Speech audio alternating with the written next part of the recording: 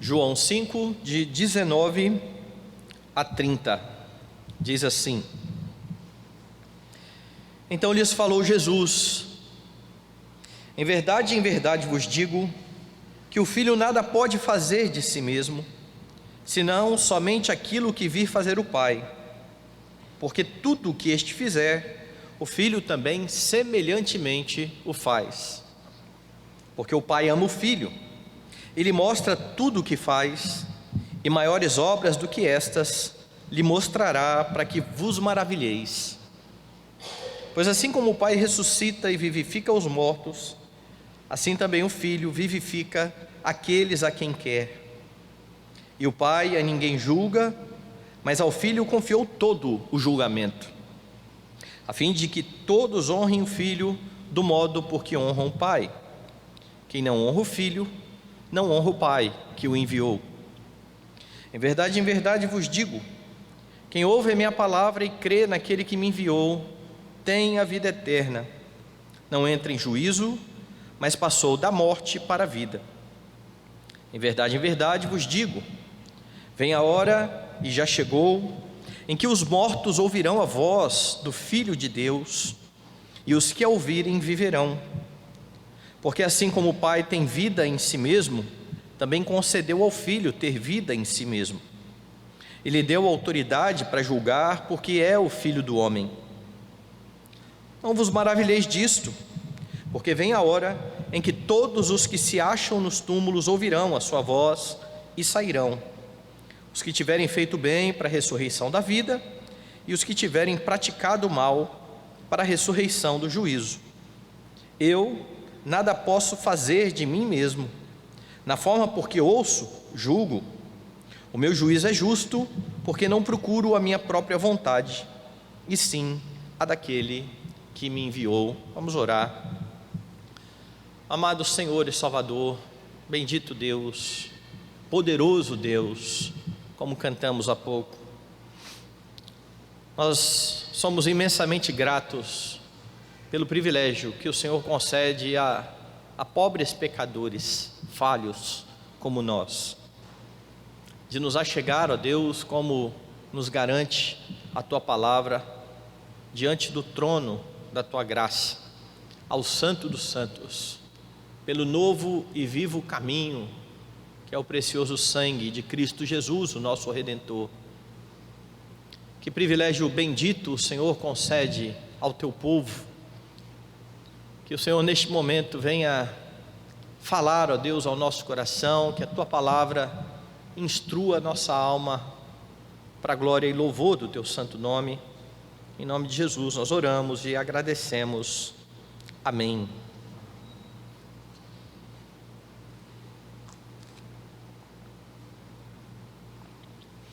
Meus irmãos, nós vimos nos versículos anteriores ao texto que foi lido nessa noite, que Jesus havia ido até a Jerusalém para uma das festas dos judeus, e ele foi até um local específico chamado de Tanque de Betesda, ou o Tanque da Casa de Misericórdia.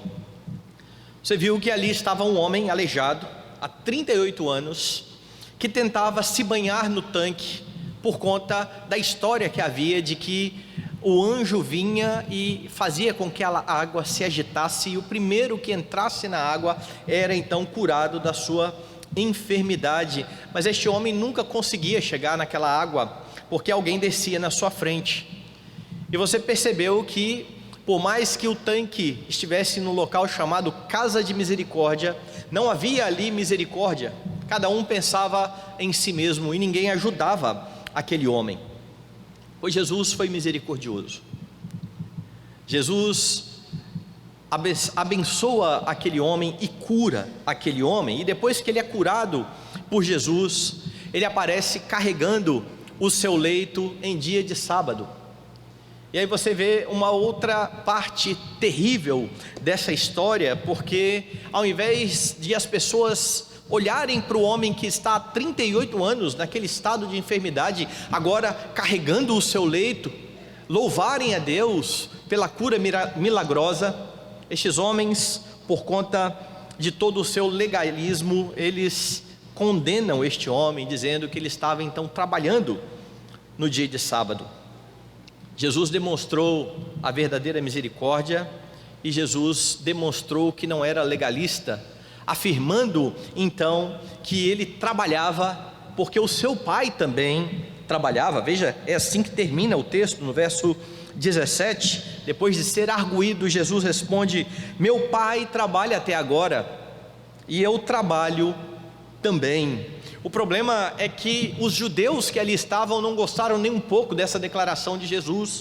O verso 18 diz que por causa dessa declaração, os judeus ainda mais procuravam matá-lo, porque não somente violava o sábado, mas também dizia que Deus era o seu próprio Pai, fazendo-se igual a Deus. Estes homens estão enfurecidos. Como é que pode um homem se fazer igual a Deus? Este homem merece ser morto. E após toda esta cena que acontece, Jesus vai proferir mais um de seus discursos.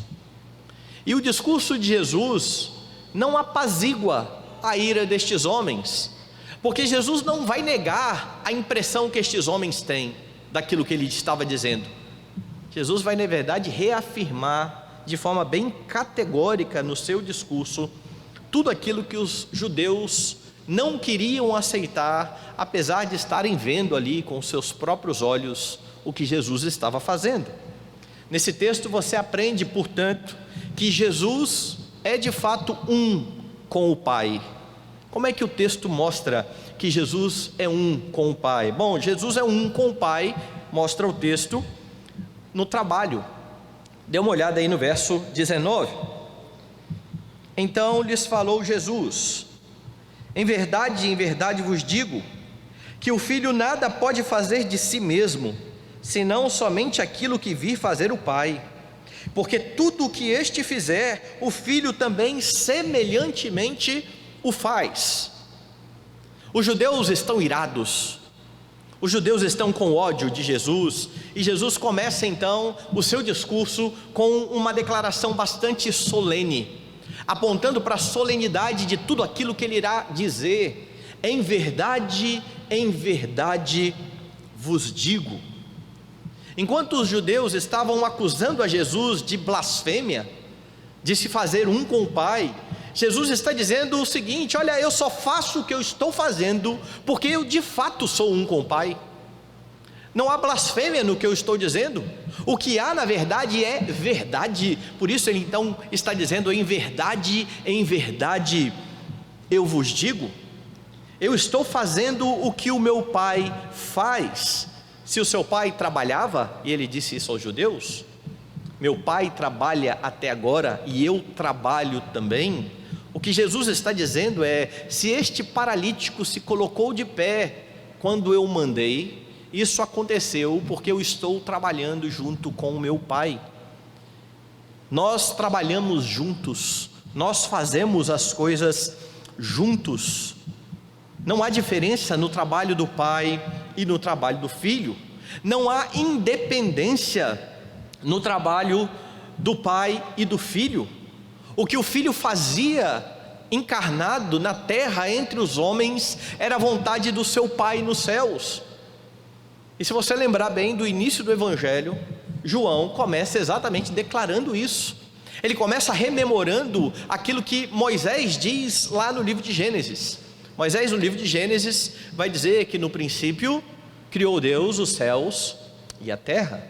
Pois João começa o seu evangelho dizendo que no princípio era o verbo, e o verbo estava com Deus, o verbo era Deus, e João vai dizer que todas as coisas foram feitas por Ele. Sem Ele, nada do que foi feito se fez. Quem é o Criador? É o Pai ou é o Filho? Você não pode separar Pai e Filho. Eles são um. Eles são um no trabalho. E agora, quando Jesus cura um aleijado, estes homens furiosos estão dizendo: este homem está se fazendo igual ao Pai. Ele está dizendo: eu não estou me fazendo igual ao Pai, eu sou igual ao Pai. No verso de número 30, isso fica bastante evidente. Dê uma olhada. Eu nada posso fazer de mim mesmo, na forma como ouço, julgo. O meu juízo é justo, porque não procuro a minha própria vontade, e sim a vontade daquele que me enviou. Então, se Jesus curou aquele paralítico, foi porque esta era a vontade do Pai.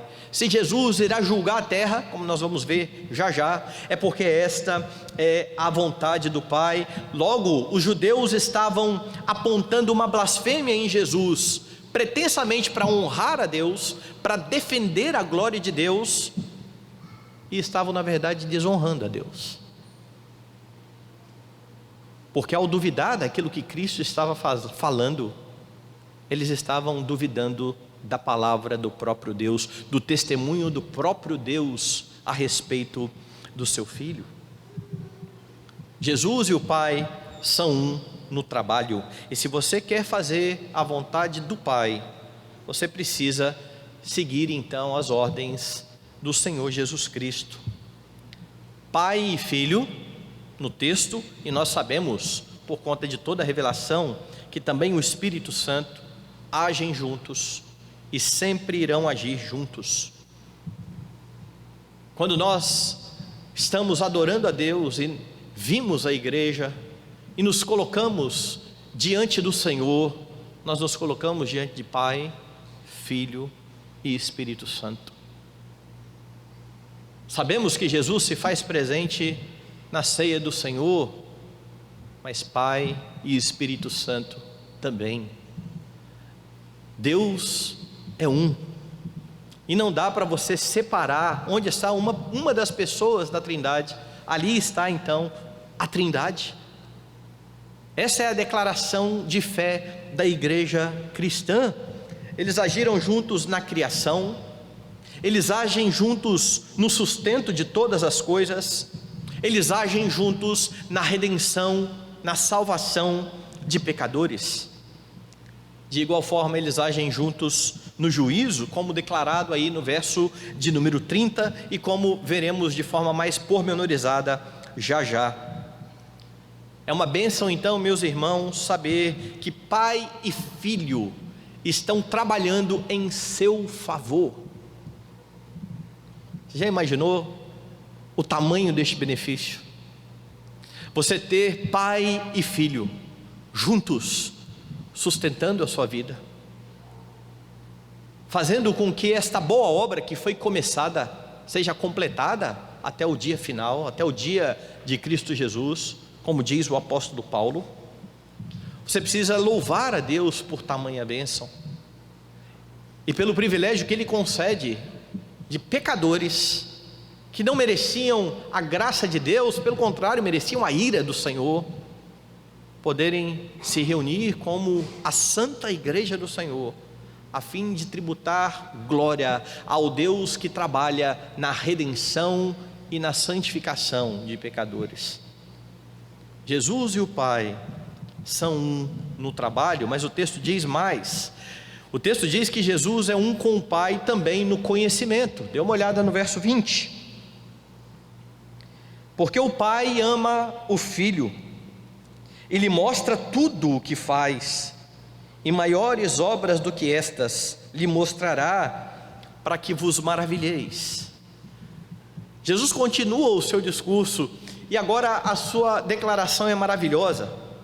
A unidade do Pai e do Filho é vista no amor. É por isso que a declaração que você vai ter no próprio João é de que Deus é amor, e o amor bíblico, ele nunca é voltado para si mesmo.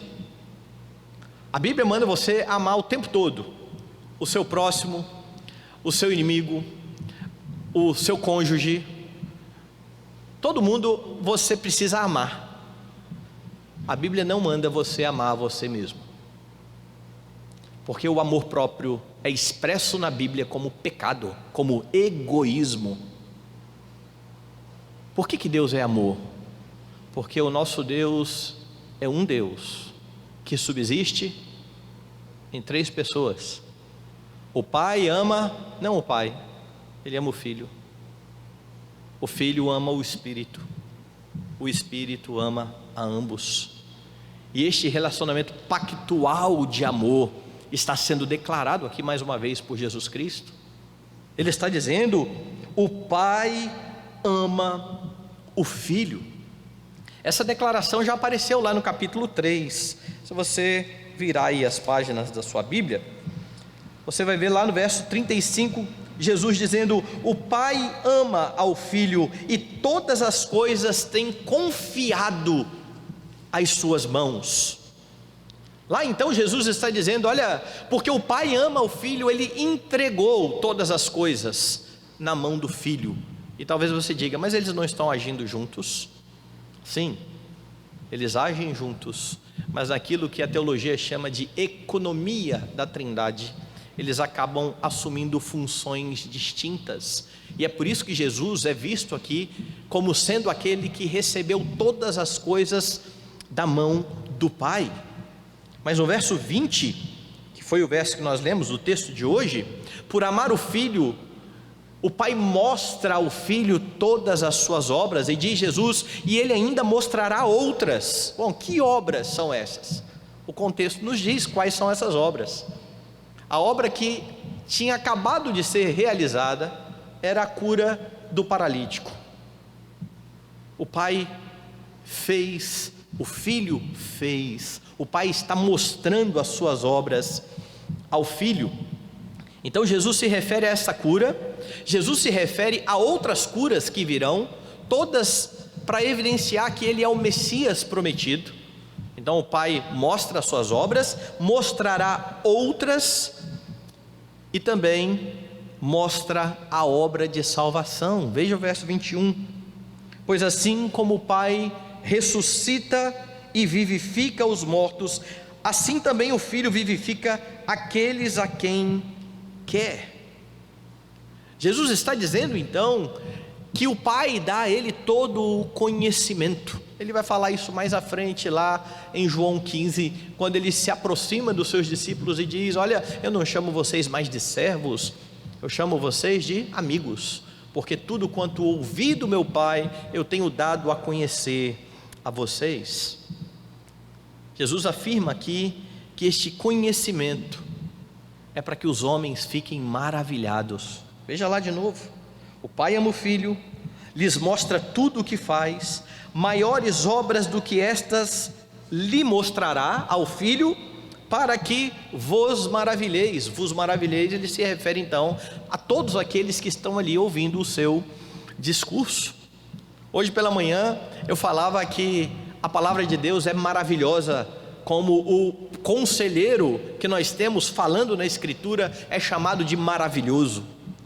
Jesus é o maravilhoso conselheiro, e aqui você tem a mesma coisa sendo dita, porque quando Deus realiza a sua obra por meio do Filho, quando Deus dá a conhecer todas as coisas ao Filho, que dá a conhecer aos seus discípulos, todos então ficam maravilhados. E como eu disse lá no capítulo 15, isso vai ficar ainda mais claro: tudo quanto ouvi do meu Pai, eu tenho dado a conhecer, vocês estão conhecendo.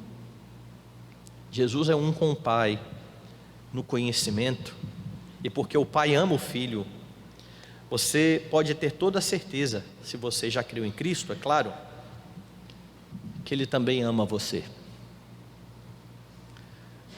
Deus não ama você por causa de você primariamente. Deus ama você por causa de Cristo. É por isso que aqueles que batem no peito e dizem assim: Deus me ama como eu sou, estão enganados, porque do jeito que nós somos, merecemos da parte de Deus somente a sua ira. Somos pecadores, somos blasfemos, somos infiéis. Pastor, eu não sou nada disso aí que o senhor está falando. Dê uma olhada lá nas afirmações que Paulo fala acerca dele mesmo. Paulo, um grande líder da igreja, um grande líder dos judeus, antes de ser líder da igreja, mas que dizia que era um blasfemo. Se Deus olhar para os homens sem Jesus Cristo, sem a mediação de Cristo, Deus dará aos homens aquilo que os homens merecem, a sua ira. Mas como Deus olha para você por meio de Cristo, você então pode dizer: o Pai me ama, não do jeito que eu sou, o Pai me ama do jeito que Jesus é, porque ao olhar para você, o Pai vê o seu filho em quem Ele tem prazer. Deus olha para mim e não tem prazer em mim, a não ser que eu esteja coberto pelo sangue de Cristo. Aí sim, aí eu sou o filho amado em quem Ele tem prazer. Aí eu sou visto como foi visto Davi, o homem segundo o coração de Deus. Porque só assim, para você entender como um homem como Davi pode ser chamado de um homem segundo o coração de Deus, ou como alguém como Abraão pode ser chamado de amigo de Deus. Eles podem ser chamados assim porque eles são amados do Pai por meio de Jesus Cristo. Quem está unido a Cristo pode ter essa certeza. E se você está unido a Cristo, se você creu nele, você pode saber que o Pai ama você por meio de Cristo, pelos méritos do Senhor Jesus Cristo. O Pai ama todos os seus eleitos por meio de Jesus Cristo. A eleição foi em Jesus Cristo. Lembre-se que João já declarou isso lá atrás. Deus amou o mundo de tal maneira, e o mundo que ele se refere ali não é cada homem deste mundo, mas os eleitos do Senhor. E o que ele fez por amar estes homens, estes pecadores? Ele deu o seu Filho, para que todo aquele que nele crê não pereça, mas tenha vida eterna. É por meio de Jesus Cristo que você tem então livre acesso ao Pai, é que você tem conhecimento do Pai. Lembre-se, o ponto é que Jesus é um com o Pai no conhecimento. Ninguém conhece o Pai como Jesus conhece. E João vai dizer lá no início que ninguém jamais viu a Deus, mas que o Filho unigênito, que está no seio do Pai, nos deu a conhecer a Deus. Aquilo que você pode conhecer de Deus, você só pode por causa do Senhor Jesus Cristo. E é nisso que consiste a vida eterna. Dê uma olhada na oração sacerdotal de Jesus, lá no capítulo 17. Diz assim o texto: tendo Jesus falado estas coisas, levantou os olhos ao céu e disse: Pai, é chegada a tua hora, glorifica teu Filho, para que o Filho te glorifique a ti, assim como lhe conferiste autoridade sobre toda a carne, a fim de que ele conceda a vida eterna a todos os que lhe deste. E a vida eterna é esta: que te conheçam a ti, o único Deus verdadeiro, e é Jesus Cristo a quem enviaste. A vida eterna é conhecer o único Deus verdadeiro, mas é impossível que isso se dê sem Jesus Cristo. É Jesus Cristo quem revela para você o Pai. Não há conhecimento de Deus sem Ele, porque ninguém jamais viu a Deus. Ele quem revelou o Pai, e este conhecimento está acessível a você, aqui, na sua mão. Na Escritura, você tem acesso a todo o conhecimento que Deus deu ao seu povo por meio do Senhor Jesus Cristo. É por isso que você precisa buscar conhecer a palavra, você precisa estudar essa palavra, porque somente assim é que você vai conhecer o seu Senhor. Há muitos crentes dentro das nossas igrejas que, por mais que professem fé em Jesus Cristo, não o conhecem tal qual ele é revelado na Escritura, e por isso se enganam, por isso erram, por isso falham. conheça Cristo, porque Ele revela a você o Pai. Pai e Filho são um no conhecimento, e o texto continua mostrando que Jesus é um com o Pai também na salvação. Verso 21: pois assim como o Pai ressuscita e vivifica os mortos, assim também o Filho vivifica aqueles a quem quer. Aqui neste versículo, Jesus mostra então toda a sua soberania e todo o seu poder. Sabe aquela expressão que aparece lá no livro do profeta Jonas? A salvação pertence ao Senhor. E é maravilhoso que esta declaração esteja ali naquele livro, porque Jonas é chamado a pregar a uma nação que ele não queria ver convertida, por isso que ele foge. Deus, de forma extraordinária, faz com que Jonas vá até a cidade de Nínive. Jonas prega aquele sermão terrível. Daqui 3 dias Deus vai virar de cabeça para baixo essa cidade. E o resultado? Todo mundo se converte. Todo mundo se converte e Jonas fica irado. Não foi isso que eu disse, Senhor, quando eu estava na minha terra? Foi por isso que eu fugi. Eu sabia que o Senhor era um Deus misericordioso e clemente e tardio em se irar. E então Jonas, irado, é confrontado por Deus, mas ele ainda tem esperança de ver aquele povo ser destruído. É por isso que ele sobe, se assenta para ver o que Deus iria fazer com a cidade. Deus vai ali então mostrar uma grande lição a Jonas, e no final das contas virá a declaração de que a salvação pertence ao Senhor. Deus salva quem Ele quer salvar. Pois é isso que Jesus está falando agora a respeito de si mesmo. Que Deus salva quem quer, Jonas já disse, mas que o Filho salva quem quer, você tem isso na boca de Jesus agora. Porque assim como, ou da mesma forma que o Pai ressuscita e vivifica os mortos, assim também o Filho vivifica a quem Ele quer. Ele é soberano na salvação. Não há quem possa resistir à sua vontade. Ele tem pleno poder para salvar a quem Ele quiser. A salvação não depende do pecador, nunca dependeu. Paulo diz que a salvação não depende de quem quer e nem de quem corre, mas de usar Deus a sua misericórdia. A salvação se dá por conta da graça deste Deus soberano, e é isso que Jesus está dizendo.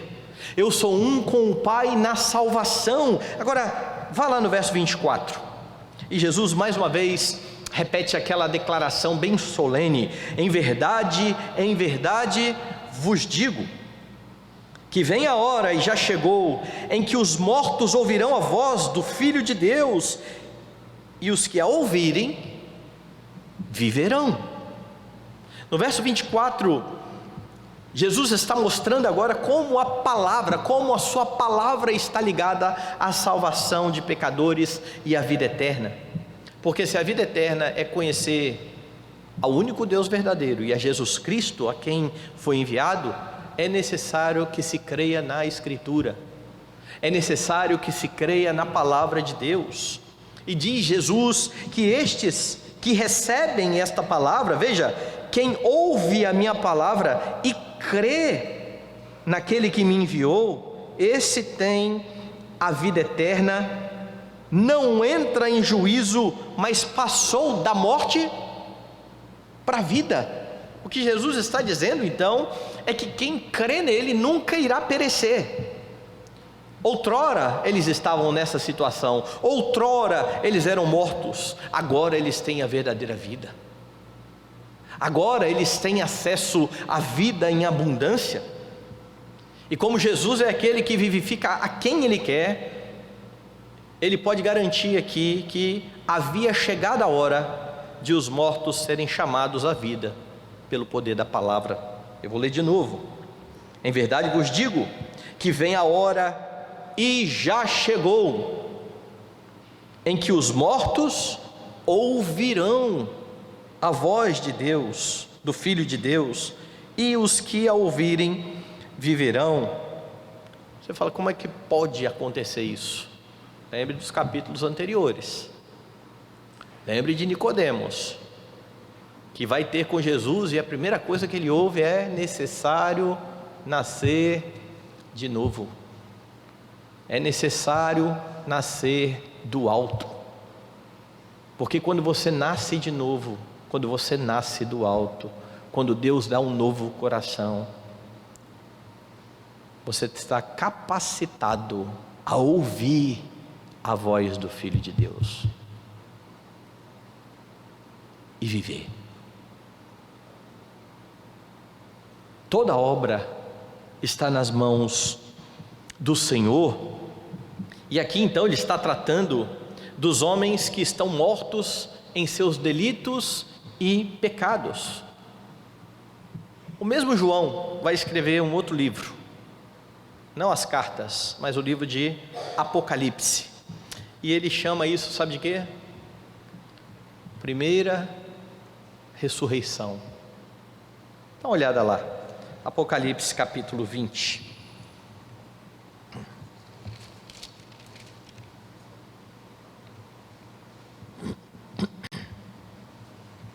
Diz assim,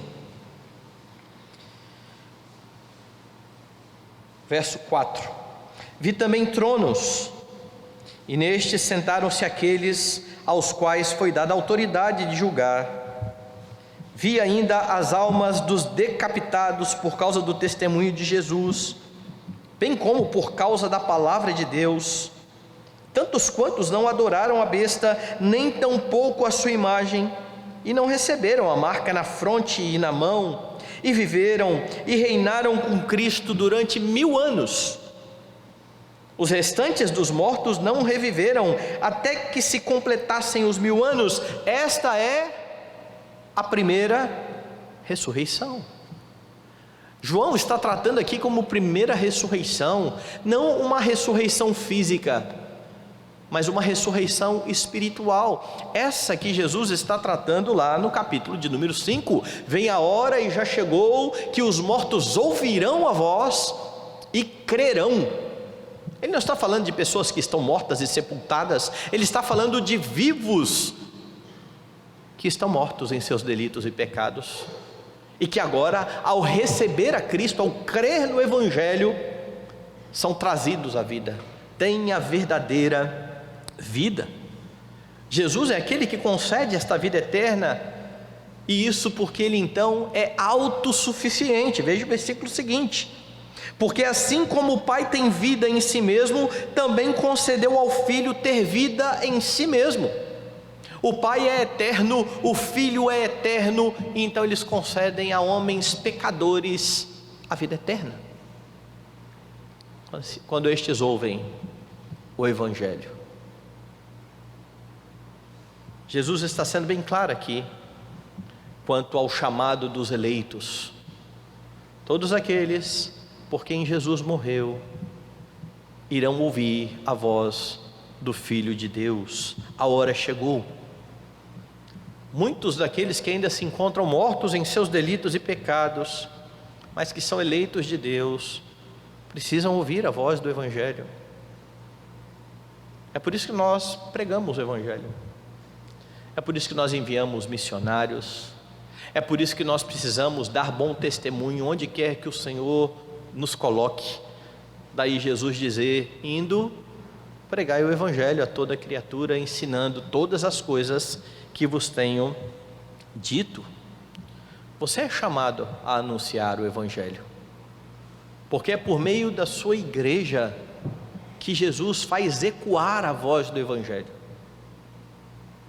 É por meio das suas testemunhas que Jesus faz com que pecadores ouçam a sua palavra, creiam e sejam salvos.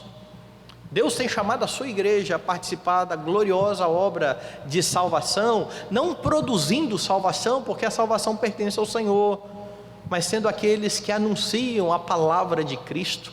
É por meio da palavra que Jesus fala, E é por meio da palavra então que os homens vão ouvir esta voz gloriosa do Salvador.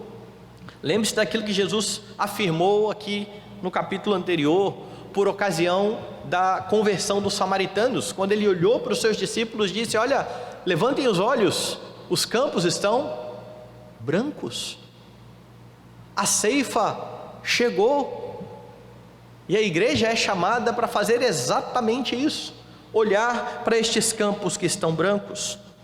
Portanto, ninguém será salvo ordinariamente sem ouvir e crer no Evangelho. Repare bem a palavra que eu disse: ninguém será salvo ordinariamente sem ouvir e crer no Evangelho. Por que eu estou dizendo isso? Porque extraordinariamente Deus pode salvar crianças que morrem na infância. Deus pode salvar pessoas mentalmente incapazes de ouvir o Evangelho. Essas declarações estão lá na nossa confissão de fé. Mas isso é extraordinário. Deus irá regenerar estas pessoas que não podem ouvir o Evangelho, que não têm capacidade de ouvir o Evangelho, mas de forma ordinária. Esse é um trabalho de proclamação da igreja. Homens precisam ouvir, crer, para serem salvos. O vento sopra onde quer, corações serão transformados, e pessoas ouvirão a voz do Filho de Deus. E o Evangelho, ele vai efetuar uma mudança radical, porque mortos em seus delitos e pecados são trazidos a uma vida abundante. Pense nas imagens que a Bíblia apresenta para isso. O homem sem Cristo está morto em delito e pecado. O homem que está em Cristo tem vida, e vida em abundância. Não é mera mudança então comportamental, não é mera mudança ética, mas é uma mudança do coração, dos motivos, das intenções. E é importante que você creia nisso, porque moralidade pode ser alcançada sem Cristo. Moralidade pode ser alcançada sem o Senhor Jesus Cristo. O problema é que no fim da vida, a pessoa com toda esta moral será condenada. Agora, a transformação de corações só pode ser efetuada por um Redentor. E estes que são ressuscitados espiritualmente, eles são levados a esta vida santa, porque agora eles estão aptos a ouvir a voz do Filho do Homem. E não só ouvir, mas colocá-la em prática. E aí então você tem a sua vida transformada. Lembra da história anterior? Jesus vai lá, cura aquele homem, e depois que Jesus cura aquele homem, ele diz: agora não peque. Os judeus legalistas diziam o quê? Que negócio é esse de quebrar o sábado? Não se carrega leito dia de sábado, porque o legalista acha que ele vai cumprir a lei e Deus vai se agradar dele. E esse é um engano. Isso é moralidade. Deus salva pecadores, e agora Deus ordena que esses pecadores salvos andem em santidade. Essa é a diferença do legalismo para o Evangelho. Não é diferença da religião para o Evangelho, viu? Eu sei que às vezes você ouve isso por aí e lê essa bobagem aí nas redes sociais. A religião diz isso, o Evangelho diz isso, como se Evangelho e religião fossem antagônicos, fossem opostos. Evangelho é a verdadeira religião. Tiago fala isso. O Evangelho é a religião pura e sem mácula. O Evangelho não se opõe à religião, o Evangelho se opõe ao legalismo. E é isso que você tem aqui.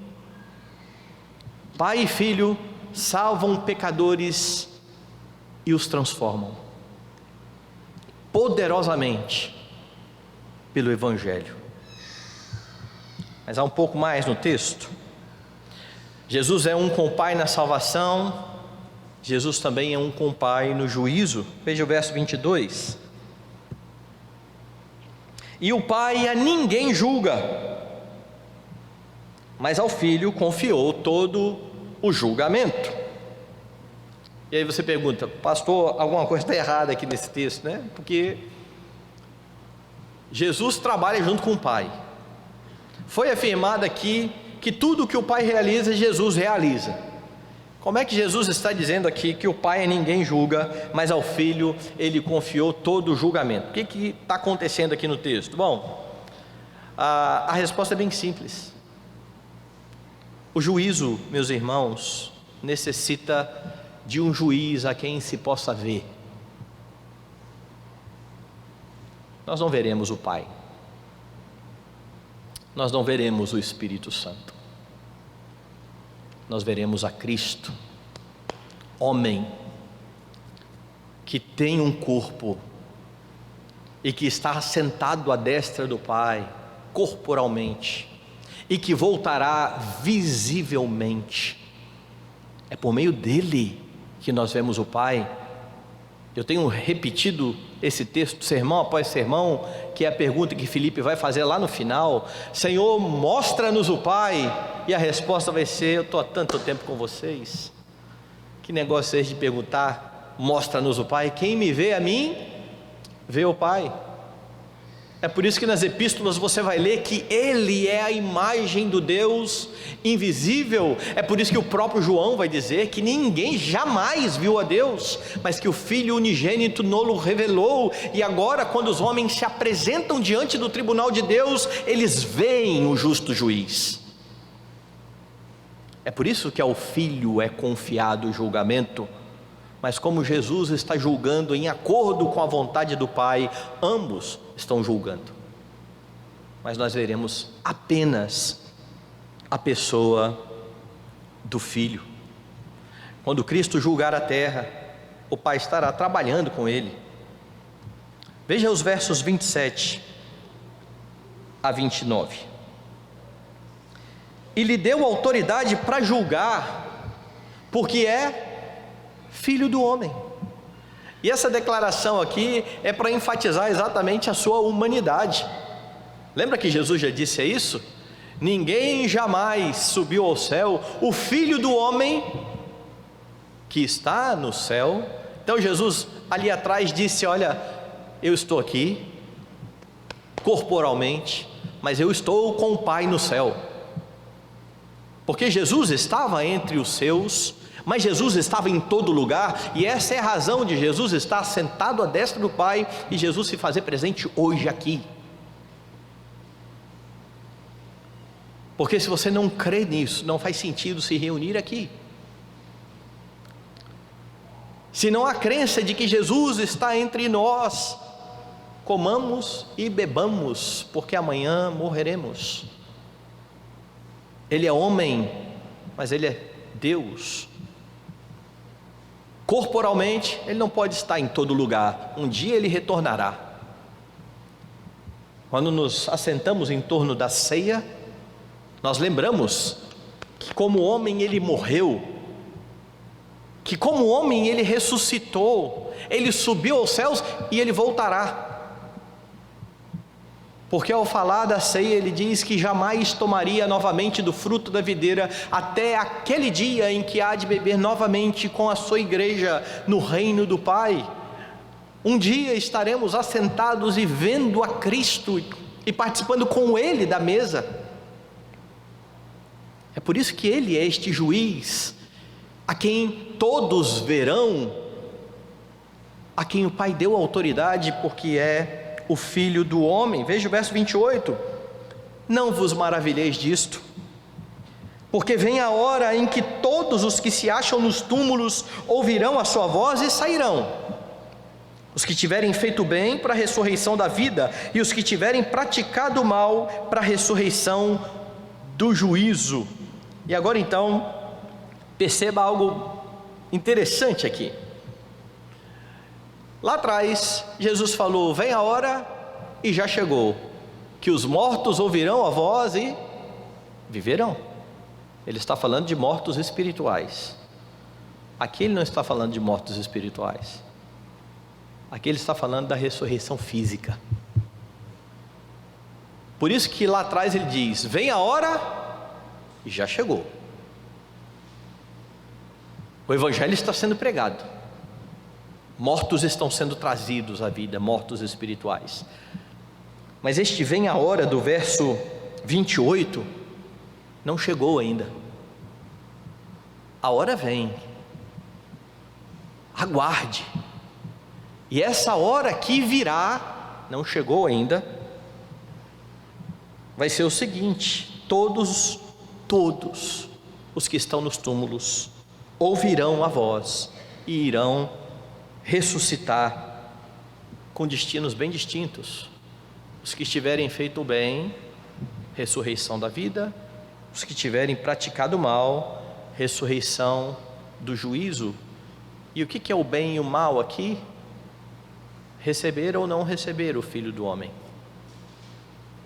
Deus amou o mundo de tal maneira que deu o seu Filho unigênito, para que todo aquele que nele crê não pereça, mas tenha a vida eterna.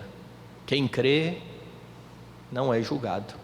O que não crê já está julgado. E o julgamento é este: que a luz veio ao mundo, mas os homens amaram mais as trevas do que a luz, porque as suas obras eram más. Jesus não está falando nada diferente do que você viu lá no capítulo de número 3. Então, enquanto no verso 25 ele se refere à ressurreição espiritual, aqui ele está tratando desta ressurreição física. Lá no 25, vem a hora e já chegou. Mortos sendo chamados à vida, os campos estão brancos para a ceifa. No 28, vem a hora, o evento é futuro. Percebe então aqui que aqueles que advogam que a primeira ressurreição citada lá no Apocalipse é uma ressurreição somente de crentes, e que a ressurreição dos incrédulos vai acontecer somente 1000 anos depois, não tem isso? Essa visão não se sustenta olhando para esse texto, porque aqui não são os crentes que estão ressuscitando, todos estão ressuscitando. Não há a ressurreição de um grupo e depois a ressurreição de outro grupo. Todos ouvirão a voz e sairão dos túmulos, e aí então os crentes receberão a vida. Por que eles vão receber a vida? Volte lá no verso 24. Em verdade vos digo, quem ouve a minha palavra e crê naquele que me enviou, tem a vida eterna. Não entra em juízo, mas passou da morte para a vida.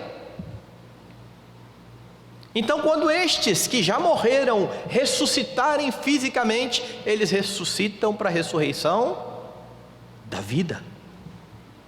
Já os ímpios, estes receberão castigo. Volte comigo lá em Apocalipse, no mesmo capítulo 20, e você vai ver que é o mesmo padrão que está sendo seguido por João ali. Porque se no verso 5 ele disse que os restantes dos mortos não reviveram até que se completassem os 1000 anos, e essa é a primeira ressurreição, a partir do verso 11 ele diz assim: vi um grande trono branco, e aquele que nele se assenta, de cuja presença fugiram a terra e o céu, e não se achou lugar para eles. Vi também os mortos, os grandes e os pequenos, postos em pé diante do trono. Então se abriram livros, ainda outro livro, o livro da vida foi aberto, e os mortos foram julgados segundo as suas obras, conforme o que se achava escrito nos livros. Deu o mar os mortos que nele estavam, a morte e o além entregaram os mortos que neles havia, e foram julgados um por um, segundo as suas obras. João está seguindo o mesmo padrão em Apocalipse 20 daquilo que ele está falando aqui no capítulo 6 do Evangelho. 5. Você tem pessoas vindo à vida que não serão julgadas, não entrarão em juízo, e você depois tem uma ressurreição física, em que todos os homens estarão perante o Cordeiro, a fim de receber o decreto final da vida ou da morte, ou, se você quiser usar a linguagem de Apocalipse, novos céus e nova terra, ou lago de fogo e enxofre, para onde o inferno será lançado. É assim que João está colocando. Então perceba que por causa de Cristo, você não precisa temer esse dia. Você não precisa temer o juízo final. Agora, neste grande e terrível dia do juízo, todos aqueles que rejeitaram a Cristo serão condenados. Você sabe qual é a ironia disso aqui? É que todo mundo que diz que Jesus não existe, vai vê-lo como um juiz, como um justo juiz. A hora está chegando em que Jesus Cristo, juiz de toda a terra, virá para o bem do seu povo e para a punição dos seus inimigos. Então, proclame aos homens o Evangelho, para que, crendo em Cristo, eles não precisem temer o dia do juízo, eles estejam escondidos no Cordeiro. Há quem tenha dúvidas ao olhar para esses textos, porque Jesus fala: todos aqueles que estão no túmulo irão ressuscitar. Assim, e aquele pessoal que morreu afogado? E aquele pessoal que morreu carbonizado? Como é que vai ser? Bom, João já respondeu lá no Apocalipse: o mar deu os seus mortos. Todos estarão de pé diante do trono do Cordeiro. A figura dos túmulos aqui é para enfatizar que mortos virão fisicamente novamente à vida. É isso que acontecerá, e este é um dia pelo qual você deve ansiar, mas pelo qual os ímpios precisam temer e tremer. Saber que aquele que um dia, que aquele que virá visivelmente um dia, é aquele que está presente espiritualmente aqui, hoje, quando você se reúne em culto, precisa também fazer você levar muito a sério o culto, precisa fazer você levar muito a sério a sua vida cristã, porque onde quer que você esteja, ali está o Senhor Jesus Cristo, vendo você ou não, mas um dia você verá, e todos serão julgados conforme as suas obras. Por último, o texto mostra que Jesus é um com o Pai na dignidade. Veja o verso 23: a fim de que todos honrem o Filho do modo por que honram o Pai. Quem não honra o Filho, não honra o Pai que o enviou. Lembre-se aqui do contexto: os judeus estão com ódio, porque Jesus ressuscitou aquele homem e disse: o meu pai trabalha até agora, é por isso que eu trabalho. Que negócio é esse? Este homem está se fazendo igual a Deus. Eles querem matar a Jesus por causa disso. E o que Jesus deixa bem claro aqui para estes homens é que não há como honrar ao Pai perseguindo a Cristo. É como se Jesus estivesse dizendo o seguinte: tomem muito cuidado com o que vocês estão fazendo, porque em nome de uma pretensa honra a Deus, vocês o estão desonrando, porque quem não me honra, não honra o meu Pai. A declaração de Jesus é bastante solene para aqueles que ali estão diante dele, porque ele é um com o Pai, ele merece a mesma honra, ele é digno de louvor. E não só isso, ninguém pode honrar o Pai ou se aproximar do Pai sem a pessoa do Filho, porque Jesus é o grande mediador do pacto, ele é o grande mediador da aliança. E como nós nos relacionamos com Deus num pacto, numa aliança, sem este mediador não há como se chegar a Deus. Deus se revela aos homens por meio do seu Filho, ele só recebe louvor dos homens por meio do seu Filho. Ele só recebe louvor daqueles que estão em Jesus Cristo, porque sem Cristo não há verdadeiro conhecimento de Deus, logo não há verdadeira adoração. E isso é muito sério, meus irmãos, porque olha, não existe a menor possibilidade de salvação sem o conhecimento de Cristo. Isso significa que judeus não adoram o Deus verdadeiro. Quando eles rejeitaram a Cristo, ao invés de adorar o Deus verdadeiro, eles criaram um outro Deus, um ídolo. Porque quem não honra o Filho, não honra o Pai. É por isso que para que haja salvação de judeus, é preciso haver evangelização de judeus. É preciso haver a crença no Messias, no Filho bendito de Deus. Agora não é só os judeus, porque quem diminui a dignidade de Cristo, achando que Ele é, por exemplo, uma criatura de Deus, não está adorando verdadeiro a Deus. Ou quem acha que Ele é uma espécie de semideus, não adora o mesmo Deus dos cristãos. Se você hoje está reunido com a igreja, adorando a Deus, essa adoração só é possível porque você creu em Cristo. Isso significa que se você está no nosso meio hoje e ainda não creu em Cristo, você pode até ter cantado, você pode ter dito amém no final das orações, você pode olhar para essa palavra e dizer, puxa, esse pastor até falou umas coisas interessantes. Você pode ter dito palavras bonitas, direcionadas a Deus. Deus não as ouviu. Deus só ouve o louvor daqueles que estão em Cristo, mediado por Cristo. É por isso que o chamado para quem não está em Cristo é: arrependa-se e creia no Evangelho. Abrace o Filho, ou como diz o salmista, beije o Filho, para que ele não se irrite, porque dentro em pouco se lhe inflamará a ira. Não crentes não podem adorar a Deus, porque eles não têm um mediador. E algo sério ligado a isso, é uma tendência que você percebe nos dias de hoje, quando crentes que parecem que não querem parecer bitolados, eles vão falar com ateus sobre Deus, e ao invés de abrir a Escritura e pregar a Escritura, falam assim, pastor, mas eles não creem na Bíblia, eu preciso ir por outro lado. Então há muitas provas aí da existência de Deus, há provas metafísicas, há provas aqui e ali, acolá. Olha, você pode até levar um ateu a reconhecer que existe um Deus, por meio das evidências que há.